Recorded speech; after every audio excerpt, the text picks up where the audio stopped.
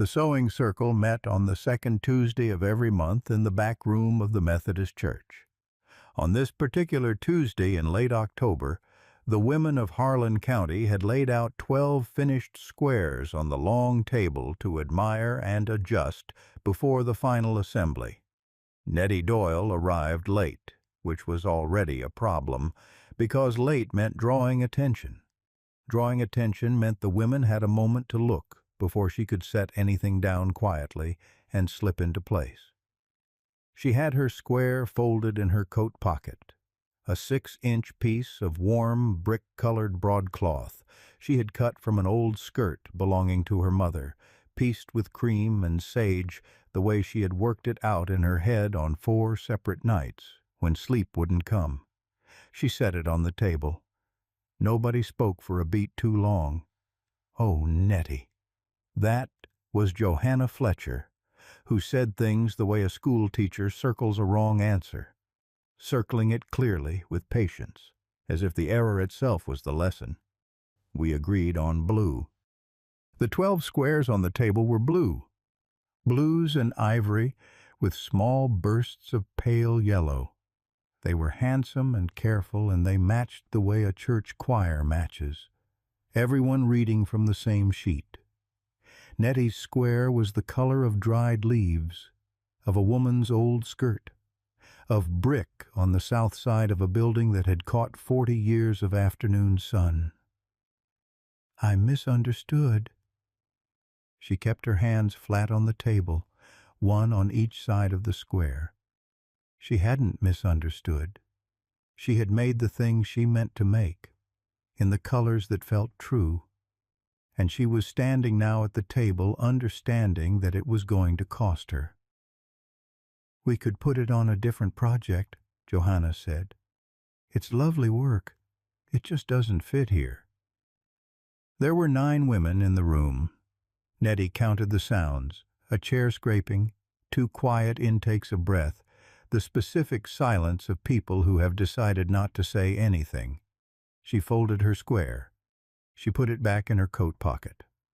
The church had a side door that led out onto the narrow alley between the building and the dry goods store. Nettie came through it because she was not ready for the front steps, where 2 men from the sale barn were talking to the pastor. She moved along the alley wall with her hands in her pockets and her square a warm, flat weight against her ribs. A man was leaning against the fence at the alley's end reading a folded sale notice, a horse tied loose to the post beside him. He looked up when she came through, not in the way of someone startling, but the way of someone who had been aware of the door for some time and had already decided not to make anything of it. She recognized him by the hat more than the face. Gideon Stone bought cattle for a livestock firm in Lexington and came through Harlan County 3 or 4 times a year. A quiet man, people said, though they said it in the way they said it about men whose quiet made them slightly uncomfortable. Evening, he said.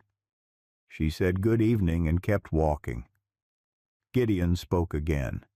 That was yours. The square, the different one. She stopped. She did not turn around right away. When she did, his expression was steady and plain. I came in to get my sister, he said. I could see through the door. Then you saw it get put back in a pocket. I did. He looked at the fence post a moment. It was the only one I noticed. That was worse than anything Johanna Fletcher had said. Nettie understood this clearly. A compliment aimed wrong lands harder than criticism because you have to figure out what to do with it. Her face went warm. "Good evening, Mr. Stone," she said. She walked past him and did not look back. The house had been her parents' before it was hers, and nobody in Harlan County had quite decided whether that made her fortunate or difficult. 3 days later, a small bundle of fabric scraps appeared on her porch. They were tied with twine. There was no note, just 4 pieces of cloth, a dark wine-colored flannel, a strip of faded canvas the color of wheat in August, a piece of worn brown corduroy, and a bit of soft gray wool that had been a coat once, and a good one. She stood on the porch with the bundle in her hands and looked up and down the road. Nobody visible. The twine was tied in the same flat cattleman's knot Gideon Stone had used on his reins by the alley fence. She went inside and set the scraps on the kitchen table and did not touch them for the rest of the evening. The next morning she looked at them with the light different. The flannel was a man's shirt-tail piece. You could tell by the way it had been hemmed. The canvas had a stain near one edge that had been carefully trimmed around. These were scraps in the old sense, pieces of things that had been used and lived in, that had given what they had to give, and had a little left over. She made a second square. Gideon Stone's sister was Margaret Lacey. She had been Margaret Stone before she married a tobacco farmer 10 years ago, and she now ran the household and the books both. Her husband had taken to his chair after a back injury that was real, but not, in Margaret's private opinion, as disabling as he made it seem. Margaret was a member of the sewing circle and was in many ways the reason Nettie had joined it 3 years ago. She was plain-spoken and funny, and didn't waste good silence with bad talk. At the next circle meeting, Margaret looked at Nettie's second square and said nothing for a moment that meant something. "Where'd you get that flannel?" "It came to me," Nettie said. Margaret's mouth pressed together in the direction of a smile. "I expect it did." The second square sat beside the first on the workroom table. The other women gathered, and there was a quiet that had shifted somehow from the quiet of the last meeting, less like disapproval and more like attention. The 2 squares together made something the 12 matching blues didn't make on their own. They made you feel that somewhere behind the quilt people had lived. "Well," said Johanna Fletcher, after a long look. She did not add anything to this, which was unusual and felt like a verdict. November came in cold. Gideon Stone came back through Harlan County on the 8th, which was earlier than anyone expected. He stopped at the feed store for supplies, and at the church to leave something for his sister. He stopped also at Nettie Doyle's porch. She heard the horse before she saw him. She was at the kitchen window and did not go to the door immediately. She went to the door after he had been standing on the porch for what she judged was long enough to be respectful of his time. He held up a small folded cloth, dark teal, soft, the kind of thing that had once been a good Sunday waistcoat and had worked its way down through many years to its present condition. "I found another piece," he said. "I thought about mailing it, but I was coming this direction." She held the door open.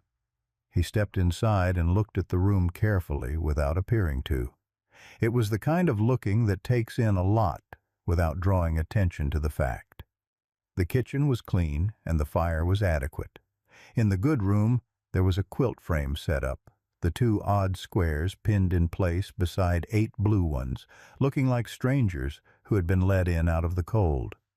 He walked to the frame and looked at the squares the way he probably looked at cattle, with consideration rather than opinion. "You're keeping them all," he said. "They asked me to use only the 2 as accents. I thought that was reasonable." "Is it what you'd have chosen?" She took a moment. "It might be what I'd have chosen without help." He turned from the frame. He had his hat in both hands, which she had noticed was the position he took when he had more to say, and was deciding whether to say it. "My sister has things," he said. "From the farm, from my mother's house. Pieces. If you wanted more, she could bring them to the circle. That's Margaret's choice to make." He put his hat back on. "I'll mention it." He left the teal waistcoat cloth on the table by the door. Margaret Lacey arrived at the next circle meeting with a flour sack, actual cloth flour sack fabric, the kind that came in prints, and that farm women had been sewing into everything since before anyone could remember. She also brought a strip of dark red wool that had been their father's Sunday coat, and a length of faded chambray that had been a dress belonging to their mother, gone many years now. She set these on the table without ceremony. "Gideon thought they might be useful," she said, and sat down and threaded her needle. Nobody voted on it that day, which was how the matter passed. By December, the quilt had 16 squares. 9 were blue and ivory to pattern, and 7 were things people had brought from their own houses, their own histories, their own coats and curtains and worn-out Sunday clothes. The design could not be called a pattern anymore. It was more like a record. The women of the circle had begun, without declaring they were doing so, to fight softly over who would contribute the next odd piece. Caroline Webster brought a bit of faded rose from her grandmother's wedding dress. The school teacher, Miss Elkins, brought dark green wool from an old teaching coat she had kept for 20 years for no reason she could name. Johanna Fletcher brought nothing yet. She came to every meeting and looked at the quilt and said less and less, which in Johanna's case meant something. The storekeeper's wife, Fanny Becker, told her husband on a Thursday that the women over at the Methodist church were making the strangest quilt she'd ever heard of. Nettie Doyle had started it, and Gideon Stone had something to do with it, though exactly what was hard to say. Her husband said he didn't see what was strange about a quilt. Fanny told him that some quilts matched and some quilts didn't. A quilt that didn't match was either a mistake or a statement, and this one had started as a mistake and become a statement. Gideon Stone had been by the Doyle place twice now, bringing pieces of old cloth the way some men brought flowers, which was either practical or romantic, depending on how you looked at it. Her husband said it sounded practical to him. Fanny looked at him the way she had looked at him for 15 years and said that was exactly what she expected him to say. It was Johanna Fletcher who raised it, which was almost a relief because Johanna at least had the decency to raise things directly. She came by on a Wednesday afternoon, not a circle day, which meant she had decided to come rather than found herself there by habit. She accepted a cup of tea and set it down without drinking, and looked at the quilt frame in the good room. "People are talking," Johanna said. Nettie waited. Gideon had been seen at the house twice. Neither of them was married. In Harlan County, that was enough for people to build a story, whether there was timber for it or not. Johanna held her cup with both hands and said as much plainly, because she was not a woman who softened things she thought needed saying. "There isn't anything behind it," Nettie said. "I believe you. But the pieces he's brought, people know where they came from. Men's clothes, Nettie. His mother's chambray through Margaret. People aren't foolish." "People are frequently foolish," Nettie said. "That's different from wrong." Johanna set her cup down. The sound was quiet and deliberate. "The Reverend has asked whether the quilt is still a circle project," Johanna said, "or whether it has become something else." Nettie looked at the frame, at the 12 squares now in place, 9 blue and 3 that were not. The teal, the wine flannel, the corduroy. She thought about the piece she had not yet used, the soft gray wool which was still in her work basket waiting. "What did you tell him?" Nettie asked. Johanna answered without hesitation. "I told him the quilt belonged to the women of this circle and that the circle had made its decisions. That a man donating old cloth to a charity project was no different from a man donating money to the building fund, and that we didn't question those men's intentions." Nettie was quiet for a moment. "I could stop. Tell him the project is complete as it is." She already understood that she would not. If she stopped now, The quilt would become exactly what people said it was. If she continued, it might remain what it had started to be. Johanna looked at her, the specific look of a woman assessing whether another woman is serious. "Is that what you want?" Nettie did not answer immediately. She looked at the quilt frame, at the gray space waiting in the fourth row where she meant to put the last piece. "It's a record of what people kept," she said. It was the first time she had said this aloud, and it landed a little strangely, as if it had been said to her by someone else, and she was trying it back. Johanna Fletcher was quiet for the rest of the visit. When she stood to leave, she looked at the frame once more, and at the gray square of wool still in the work-basket, and at Nettie standing beside it. "Continue the project," she said. That was all. She left her tea half-finished on the table, which Nettie chose to take as a gesture of haste rather than disapproval. By the following Sunday she understood it had been neither. Johanna had simply run out of things to criticize and couldn't find a comfortable way to say so. Gideon Stone came back through Harlan County in January, which was unusual. He generally stayed closer to Lexington when the roads were difficult. He stopped at the Doyle place on a morning when the temperature was low enough that his breath showed white and the fence posts had ice along their upper edges. Nettie was splitting kindling in the side yard. She did not stop when he rode up because the kindling was wanted. He tied his horse and without asking picked up the second hatchet, which was leaning against the wood pile, and began splitting from the other end of the block. They worked like that for the better part of an hour. The pile grew. When it was sufficient, she straightened and looked at it with satisfaction, and looked at him with considerably more caution. "You didn't need to do that," she said. He set the hatchet down. "The piece I sent in November. The teal. Did it go in?" "Fourth row, second from the left. Margaret's chambray is next to it." He looked at the house rather than at her. "I've been thinking about the quilt," he said. He said it in the manner of a man who had been thinking about considerably more than a quilt. "What it is, I mean. What you made it into." She waited. "It's a record of what people kept, not what they bought new. What they kept." She had not thought of it in those words. She had thought of it in feeling rather than in words, but the words, once said, fit what she'd been feeling so precisely that she felt briefly seen in a way that was both welcome and unsettling. "Yes," she said, "that's a good thing to make." She looked at the woodpile. "Come in and get warm before you go." He came in. The quilt was finished in March, 22 squares in all, no two alike except in the quality of the work. Everything sewn well, everything that had been worn out before being cut into something worth keeping.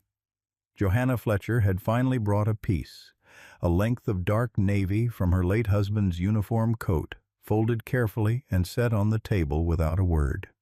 Nobody acknowledged it directly. That was the right thing to do. The circle held a small supper to mark the finishing. The quilt was hung over the back of a long pew so everyone could see it properly. Nettie's original brick and sage and cream square sat in the center, which was not where it had been planned. It had moved there over the course of the project the way certain things move to the center of their own accord, by being returned to often enough. Gideon Stone came to the supper. He came, he said, because his sister had asked him to carry something over. This was true. The something was a covered dish, which Margaret had made him transport across a cold road, with the specific instruction that he was not to let it tip. He set the dish on the table and stood at the back of the room with his hat in his hands and looked at the quilt. Margaret looked at the center square and said nothing at all, which from her was nearly applause. "Mr. Stone." He turned.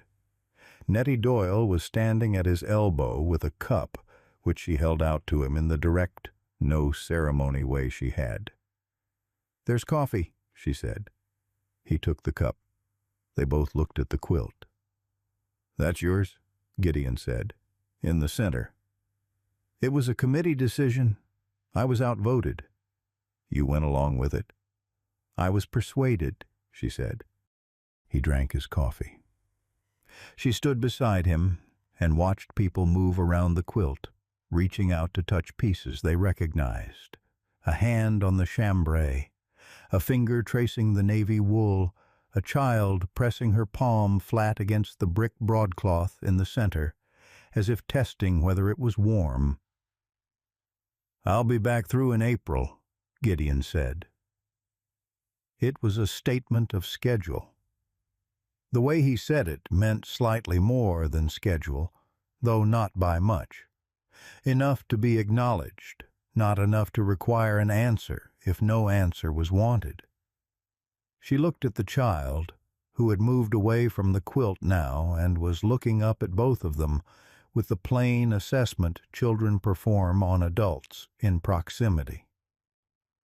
"There's a loose board on the porch," Nettie said. "I've been meaning to see to it." "I could look at it when I come through?" "That would be practical," she said. The child went to find something to eat. The room moved and settled around them, warm with lantern light and the smell of the covered dishes. Around them, people who had known each other long enough to argue comfortably were already debating where to put the quilt when it wasn't displayed, and who would keep it, and whether it belonged to the circle or to all the people whose cloth was in it. That was a question that was going to take some time to answer. In April, Gideon Stone rode in on a morning when the weather had turned and the first leaves were coming. He fixed the porch board. It took less than an hour. The wood was sound underneath. Afterward he sat at the kitchen table with coffee, and Nettie sat across from him, and they talked about practical matters for a while. At some point the talk ran down to a comfortable place where neither of them needed to add to it right away. He had his hat on the table. She had both hands around her cup. "I've been thinking," he said, "that a man could arrange to come through Harlan County more regularly, if there was reason." She looked at her cup. "I'm not asking about the fence, or anything that needs fixing." He stopped. He tried again. "There's reason, is what I mean, if you see it." She set her cup down and looked at the window, at the yard, at the morning coming in flat and clean across the kitchen floor. "There's a cup," she said, "if you want one, when you come through." He understood this. He picked up his hat and turned the brim in his hands and set it back down. "Then I'll come through," he said. Outside, a chicken moved through the yard with absolute indifference to everything happening inside the kitchen. A dog that belonged to the neighbor was working its way along the fence. The fire in the stove clicked once and settled. She reached across the table and set his cup in front of him, the coffee still warm. They sat there until the morning was well along. He came through on the first Saturday of May, and then the first Saturday of June, and then without anyone deciding it was to be so, on most Saturdays after that. He repaired the gate latch in May and helped rehang the barn door in June, and in July brought a load of fence posts that the place genuinely needed, though he had been looking for an occasion to bring them since April. The visits were not secret. Nothing in Harlan County stayed secret past a second occurrence, and these were on the 3rd and 4th and 5th, before summer was fully established. Fanny Becker told her husband. He asked if it still seemed practical. She told him that was no longer the relevant question. Margaret said nothing directly, which was its own form of commentary. She had the look about her of a woman who had done something useful and was allowing it to settle without drawing attention to the doing. Johanna Fletcher passed Nettie after church one Sunday in late June, paused, and said, "He's steady." Then she walked on. It was the whole of what she had to say on the subject, and it was enough. On a Saturday in late August, Gideon came earlier than usual and stayed on the porch after the work was done, looking at the yard in the way a man looks at a thing he is trying to find the right words for. Nettie brought out 2 cups and set one beside him and waited. "I'd like to ask the Reverend," Gideon said, "if you're willing." She looked at the yard. He kept his hands on his hat. "Not to come through any more. To stay." A late summer morning, the air already carrying the first suggestion of change. The garden still green but quieter than it had been a month before. She thought of the quilt, finished now and folded in the cedar chest in the good room. She thought of the cup she had just set down beside him without being asked. She picked up her cup and held it in both hands. "I'm willing," she said. He put his hat on. "Then I'll go speak to him this week." He left on good terms and came back on Wednesday with the date set, the 3rd Saturday of September, at the Methodist Church, which was the same church where a wrong-colored square had once been folded back into a coat pocket with 9 women counting the silence. The wedding was small, which suited them both. The Reverend kept it plain. There were perhaps 30 people in the pews, which in Harlan County was not small so much as select. Margaret sat in the 2nd row and did not cry, but her hands stayed folded too carefully in her lap for the duration, which amounted to the same thing. The quilt hung at the back of the sanctuary. This had been Margaret's doing, arranged quietly in the week before, and nobody had objected when it went up. Not the Reverend, not Johanna Fletcher, not the women who had brought their own cloth to the project, and now saw it on the wall on a different kind of occasion than any of them had planned for. It hung the way things hang when they have earned their place, without apology, without explanation, simply present.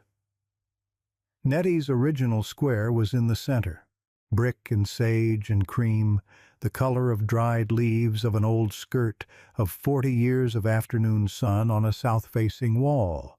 No longer wrong, no longer debated, just the center, where it had ended up by being returned to often enough. They moved into Nettie's house, which had already learned the sound of his boots on the porch. He brought what he had, which was not a great deal, but was solid and useful and included a good stove. She made room for it without ceremony, which was the way she made room for most things. The quilt went on the wall of the sitting room, where the morning light from the east window reached it first. In October, when the sewing circle met again on its 2nd Tuesday, Nettie arrived on time. She sat at the table with the other women. There was no square in her coat pocket and no particular tension in the room, and the work that needed doing was done in the ordinary way of things. Afterward, walking home through weather that had finally turned cool, she could see the lamp already lit in the window. Gideon was in ahead of her. The stove would be warm. There would be coffee if she wanted it, and the quilt on the wall and the square at the center of it catching what light remained. She went in.